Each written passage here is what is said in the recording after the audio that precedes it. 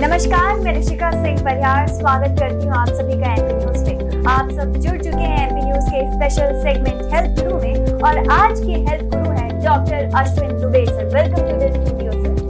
मौसम आ चुका है बारिश और बारिश से लेकर के आंखों में जितनी भी दिक्कतें होती है उसको लेकर आज हम खुलकर चर्चा करेंगे डॉक्टर साहब से। तो सर, शुरुआत ही ऐसे करते हैं कि जब मौसम बारिश का आता है तो लोग लापरवाही क्या करते हैं अपनी आंखों के साथ?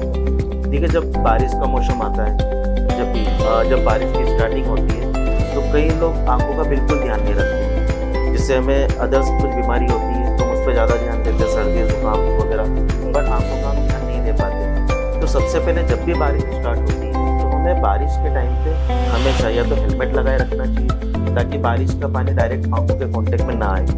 दूसरी चीज़, या आप सन ग्लासेस लगा के रखें दिन में या नाइट में आप फिर नॉर्मल एंटी ग्लेयर ग्लासेस पहने ताकि आप बारिश के पानी के कांटेक्ट में डायरेक्ट ना आए। अगर बाई चांस मान लीजिए आप बारिश के कांटेक्ट में आ भी जाए तो कभी भी अपनी आंखों को बिल्कुल मस लेना, उनको कभी रब ना करें। अगर आप रब करते ज़्यादा तेज़ी से तो उसमें कई बार आपको आंखों में प्रॉब्लम हो सकती है और कंजक्टिवाइटिस की प्रॉब्लम भी बरसात में सबसे ज़्यादा होती है। डॉक्टर साहब, हम देखते हैं कि यही एलर्जी से ही लेते हैं। लोग क्या करते हैं कि जब उनकी आंख लाल हो जाती है वो समझ नहीं पाते कि ये सामान्य एलर्जी या फिर आई फ्लू है। इसका वो डाउट कैसे क्लियर कर सकते हैं? देखिए, आंखों में एलर्जी 2 से 3 प्रकार की होती है। पहली हमारी नॉर्मल आंखें जो लाल होती है, जो नॉर्मल लाल होती है, उसमें आप कहीं पे भी किसी भी कंसल्टेंट डॉक्टर को दिखा के आप आई ड्रॉप लेके आप डाल सकते हैं।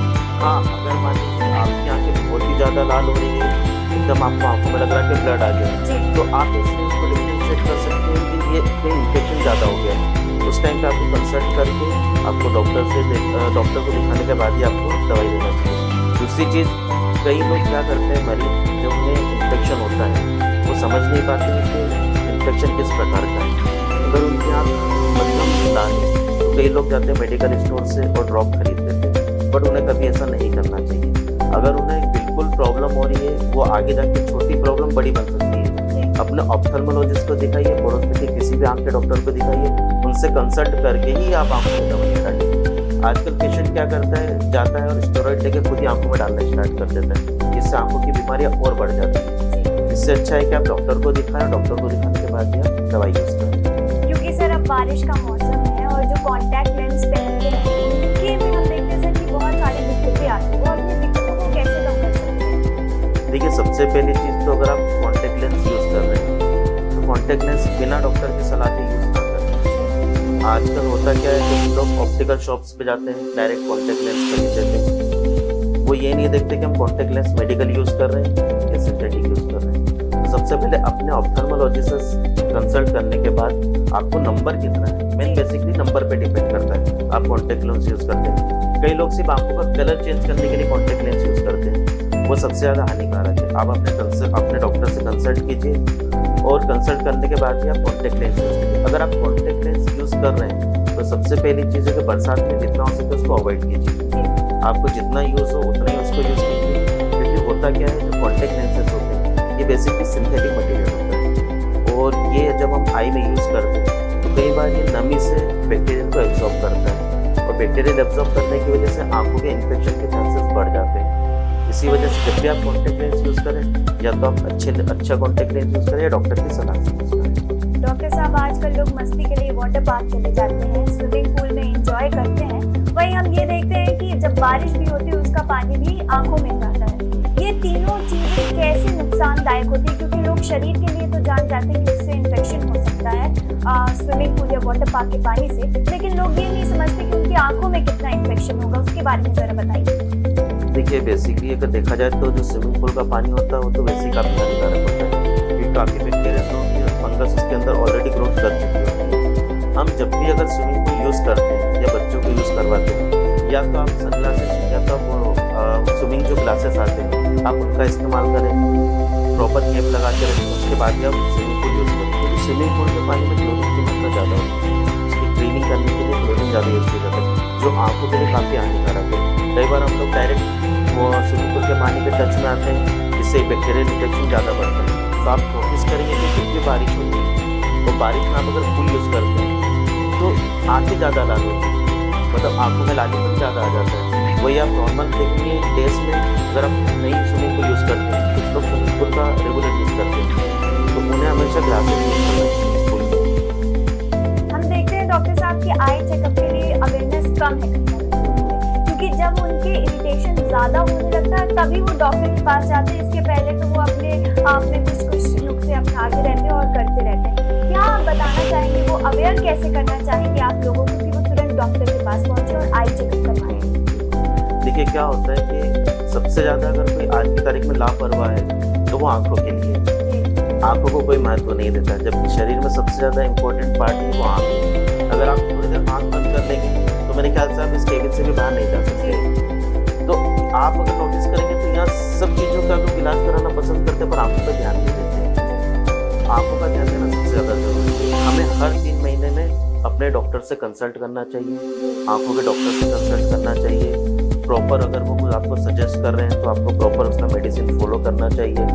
अगर आप 3 महीने में समय नहीं निकाल पा रहे हैं तो आपको हर एवरी 6 मंथ में आपको आंखों की जांच को जरूर कराना चाहिए। नियर बाई जहाँ आपके आंखों के डॉक्टर हो वहाँ पे आपको आंखों की जांच कराना चाहिए। कोविड जब आया सर उसके बाद लोग ज़्यादा मोबाइल यूज़ करने लगे क्योंकि सारी चीज़ें ऑनलाइन होने लगी, ऑनलाइन क्लासेस होने लगी, ऑनलाइन एंटरटेनमेंट होने लगा और बच्चे अगर खाना भी खाते हैं तो फ़ोन देख करके खाते हैं। लेकिन जो उनके पेरेंट्स हैं उनको कितना ध्यान देना चाहिए इस चीज़ को लेकर के, क्योंकि छोटे बच्चों में भी चश्मा लग जाता है लेकिन उनके पेरेंट्स को पता नहीं चल पाता कि ये आई इरिटेशन क्यों हो रहा है बच्चे को। इस पर आप क्या अवेयरनेस देना चाहेंगे सर? देखिए अभी मैं आपको बताता हूँ कि कोरोना के बाद से ये सच बात है कि बच्चों के अंदर मोबाइल की आदत बहुत ज़्यादा हो गई है। पहले जहाँ बच्चे क्लासेस फिजिकली अटेंड करते थे वहीं बच्चे ऑनलाइन क्लासेस ज़्यादा अटेंड करने लगे। कई बच्चे मोबाइल का यूज़ जहाँ उनको टोटली जितना करना चाहिए उससे ज़्यादा यूज़ कर रहे हैं, जिस वजह से आंखों में प्रॉब्लम स्टार्ट हो गई। अभी हमारे पास एक मरीज आए थे जिनके बच्चे की उम्र होगी 6 साल तकरीबन। अब उन्हें पता ही नहीं कि उस बच्चे को 6 नंबर है आंखों में। वो पीछे बैठता था, क्लास के बोर्ड को देखता था, बार बार शिकायत करता था कि मैडम मुझे कुछ दिखता नहीं है। मैडम डांटती थी, घर पे आके बोलता था होमवर्क प्रॉपर करता नहीं था, बोर्ड पे उसको कुछ लिखा दिख रहा है लेकिन वो कॉपी में नहीं लिख पा रहा है। उनके पापा को लगा, मम्मी को लगा कि एक बार आई टेस्ट कराना चाहिए। जब वो आई टेस्ट कराने के हमारे पास आए तो पता चला कि बच्चों को कम से कम 5 से 6 चश्मे का नंबर है, उसे पता ही नहीं था। जब उसका चश्मा बना वो प्रॉपर देख रहा है। तो हमेशा बच्चों को जितना उनका यूटिलाइजेशन है उतना ही उन्हें मोबाइल चलाने दें, अदरवाइज उनको मोबाइल से दूर रखकर उतना चाहिए। एटलीस्ट 15-17 साल की उम्र तक मोबाइल से दूर ही रखा जाता है, क्योंकि आंखों में सबसे ज़्यादा समस्या हो रही है बच्चों में ज़्यादा हो रही है। बच्चों में सबसे ज़्यादा चश्मे के नंबर निकल के आ रहे हैं, सबसे ज़्यादा बच्चों को ही इन्फेक्शन हो रहा है। मेरे ख्याल से माँ बाप को अपने बच्चों को थोड़ा मोबाइल से दूर रखना चाहिए। जितनी उनकी क्लासेस है उतना उनका वर्क खत्म करके या तो डाटा बंद कर दें तो ज़्यादा अच्छा है या उनका लॉगिन लिमिटेड कर दें। डॉक्टर साहब जैसे कि अभी हमने बच्चों के लिए बात की, अब हम इसे ऑल ओवर बात करते हैं कि आज आपके पास जब मरीज आते हैं तो आपको क्या लगता है कि सबसे ज्यादा लापरवाही और किस चीज में वो सबसे ज्यादा नजरअंदाज करते हैं और कौन सी वो बीमारियां होती हैं? देखिए क्या होता है कि आंखों की जो बीमारी होती है एक्चुअल में पता नहीं चलता है कि कब हमें बीमारी होती है। सपोज मान लीजिए आज किसी व्यक्ति को चश्मा है, ठीक है, बट उसे दिख रहा है 5 फीट 10 फीट 15 फीट की डिस्टेंस पे वो देख रहा है, उसे चश्मे की जरूरत नहीं, बट एक्चुअल में उसे कहीं ना कहीं नंबर होगा ही होगा। बट लोग अवॉइड करते हैं, कई लोग ग्लास में अवॉइड कर देते हैं, कुछ लोग इसलिए अवॉइड कर देते हैं कि यार हम ग्लास लगाएंगे तो हमें लोग कुछ बोलेंगे या चिढ़ाएंगे इस वजह से। बट मेरे हिसाब से आपको आंखों का रेगुलर चेकअप हर 6 मंथ में करवाना चाहिए। और अगर आपको स्पेक्स है तो आपको स्पेक्स लगाना चाहिए। होता क्या है, अगर हम स्पेक्स कंटिन्यूसली यूज़ करते हैं तो कई बार नंबर कम भी हो जाते हैं, बढ़ने की बजाय कम हो जाते हैं। तो अगर हम यूज टू हैं और हम चश्मा लगाते हैं तो हमें लगाना चाहिए। और दूसरी बात, अगर किसी पेशेंट को प्रॉब्लम हो रहा है कि हाँ धुंधला दिख रहा है, मैं दूर का नहीं देख पा रहा हूँ, मैं रात को गाड़ी चलाता हूँ तो मुझे सामने की लाइट ब्लर हो जाती है या बहुत देर तक मुझे लाइट ही लाइट दिखाई देती है और गाड़ी रोकना पड़ती है, तो उन्हें डॉक्टर को जरूर दिखाना चाहिए, कंसल्ट करना चाहिए। जी सर, तो अगर किसी की आंखों की रोशनी धीरे धीरे कम होती है तो किस स्टेज पर डॉक्टर के पास? देखिए सबसे पहले तो अगर आंखों की आपकी रोशनी कम हो रही है तो हमें सबसे पहले ध्यान देना चाहिए कि पेशेंट को शुगर है। शुगर सबसे ज़्यादा डैमेज करती है आंखों के पर्दे में। हमारी जो आंखें होती हैं वो 3 हिस्सों में होती हैं। हमारा फ्रंट हिस्सा होता है जो कॉर्नियल हिस्सा होता है, प्यूपिल आइरिस वाला। सेकंड जो हिस्सा होता है वो विट्रस होता है, जो हमारी आंखों का आईबॉल को मेंटेन करके रखता है शेप से। जो तीसरा हिस्सा होता है वो होता है रेटिना। रेटिना में क्या होता है कि रेटिना ही हमारी इमेज को ब्रेन तक पहुंचाता है और हम देख पाते हैं। कई बार मरीज को शुगर होती है, बीपी होती है, वो ध्यान नहीं दे पाते कि हमारी शुगर बढ़ी हुई है। कई हमारे शुगर पेशेंट की 250 है, 300 है, 350 है। इसका सबसे ज़्यादा असर पड़ता है उनके पर्दे पे, लेकिन वो रेगुलर कंसल्ट नहीं करते। ऐसे टाइम पे उन्हें रेटिना के डॉक्टर को जरूर दिखाना चाहिए, रेटिना डॉक्टर से कंसल्ट करना चाहिए, अपनी शुगर को कंट्रोल करना चाहिए। धीमे धीमे किसी की नज़र धीमे धीमे कमजोर होने का मतलब ये है या तो उसे पर्दे में कोई समस्या है या पेशेंट ग्लूकोमा का मरीज, दोनों ही स्थिति में आपको डॉक्टर को हम देखते हैं कि सर हर बीमारियां, चाहे वो कोई भी बीमारी हो, उसको लेकर के कहीं ना कहीं सिर्फ आंखों की बीमारियों को लेकर के आज क्या मैसेज सिखाई? देखिए, सबसे बड़ा आंखों को देखिए, वो कहीं पे आप जाएंगे पेरिफेरल एरियाज में, जो एजुकेटेड पर्सन है वो तो समझ जाते हैं, और जो पेरिफेरल एरिया से आसपास के एरिया में सबसे बड़ी समस्या ये है कि हम दवाई डालेंगे और हमारा मोतियाबिंद ठीक हो जाएगा। जो मोतियाबिंद है किसी बीमारी जो आंखों के अंदर होती है, ना कि आंखों के बाहर। ऐसी कोई दवा नहीं है कि हम आंखों के अंदर डालेंगे और हमारा मोतियाबिंद पूरी तरीके से खत्म हो जाएगा।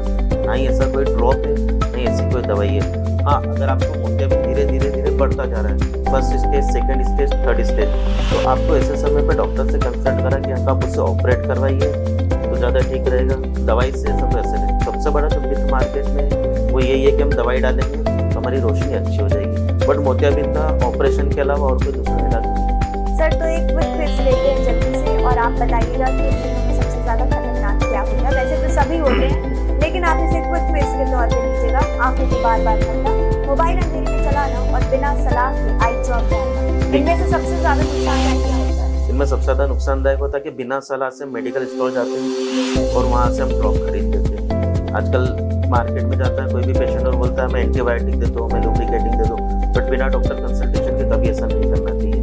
दूसरे नंबर पे मैं रखना चाहूँगा मोबाइल को। कभी भी मोबाइल आप अंधेरे में यूज़ ना करें। अगर आप मोबाइल अंधेरे में यूज़ करें तो उसकी यूवी लाइट कहीं ना कहीं आपको इफेक्ट करेगी, तो अंधेरे में जितना हो सके मोबाइल को आप यूज़ करना कम कीजिए। तीसरा, आंखों को रगड़ना। आंखों की अगर आप नॉर्मली मसाज कर रहे हैं मॉर्निंग में उठकर तो ठीक है, नरम हाथों से। अगर आप आंखों को बहुत ही ज़्यादा मसल रहे हैं तो आपकी कई बार आपकी जो ब्लड वेसल्स है कॉर्नियल, वो रप्चर हो सकते हैं, और रप्चर होने की वजह से आपको जो ब्लड है वो आंखों में बाहर आता है। तो जितना हो सके आंखों को रब कम। तो मैं फर्स्ट पे रखूँगा मेडिसिन, डॉक्टर की सलाह के बिना मत डालिए। मोबाइल अंधेरे में बिल्कुल यूज़ नहीं करना चाहिए, और तीसरा, आप आंखों को पसंद ना करें। सर, क्योंकि अब आपने आंखों की मसाज के लिए बताया, तो सर वो कैसे करते हैं? देखिए, बेसिकली होता क्या है कि हम जब मॉर्निंग में कभी भी हम उठते हैं तो आपने देखा होगा कि हमें ब्लर दिखाई देता है हल्का सा, मोबाइल स्क्रीन वगैरह। उस समय पे हमें आंखों को हल्का सा रब करना है, इस तरीके से हल्का सा यहाँ पर मसलना नहीं। इससे आपकी आंखों की जो धुंधलापन है मॉर्निंग में वो भी ठीक हो जाएगा, और आप ठंडे पानी से आंखों को हल्का वॉश भी कर सकते हैं। आप क्या गोल्डन रूल्स और क्या टिप्स बताना चाहेंगे, लोगों को सलाह क्या देना चाहेंगे जिससे उनकी आंखों की बीमारी दूर हो सके और वो अपनी नजरअंदाज न करें? देखिए, मैं सबसे कहना चाहूँगा कि आजकल हेल्थी रहना है और आंखों को हेल्थी रखना है, तो हम अनयूजुअल चीज़ों से दूर रहें। जैसे अल्कोहल हो गया, अल्कोहल कंजप्शन ना करें। स्मोकिंग जहाँ तक हो सके अवॉइड करने की कोशिश करें। हम जो डेली रूटीन में जो खाते हैं, जो भी मॉर्निंग से लेके इवनिंग तक हम जो भी यूज़ करते हैं खाने में, इसमें जहाँ तक हो सके वेजिटेबल्स ज़्यादा यूज़ कीजिए। ये सब चीज़ें जो आपकी आंखों को इफेक्ट करती हैं। तो आप देख चुके हैं और सुन चुके हैं कि मानसून आ गया है, और मानसून के जब आने के बाद हमारी आंखों में हमें क्या चीज़ें नजरअंदाज नहीं करनी चाहिए, लापरवाही नहीं करनी चाहिए। आप अपनी आंख मत मलिए, डॉक्टर के पास चेकअप के लिए जाते रहिए 6 महीने में, 3 महीने में। अगर आपको ग्लासेस लगते हैं तो जाते रहिए, और जितनी भी अगर आपको परेशानी होती है आंखों को लेकर के तो तुरंत डॉक्टर के पास पहुंचिए, क्योंकि रोशनी एक ऐसी चीज़ है जो अगर आपके जीवन से चली गई तो सिर्फ अंधेरा छा जाएगा। तो वो अंधेरा अपने जीवन में मत लाने दीजिए, और डॉक्टर से जरूर मिलिए। अगर आपको कोई अभी भी डाउट है तो आप कमेंट सेक्शन में पूछ सकते हैं, और भी ऐसी ताज़ा तरीन खबरों के लिए आप जुड़े रहिए एमपी न्यूज़ के साथ। नमस्कार।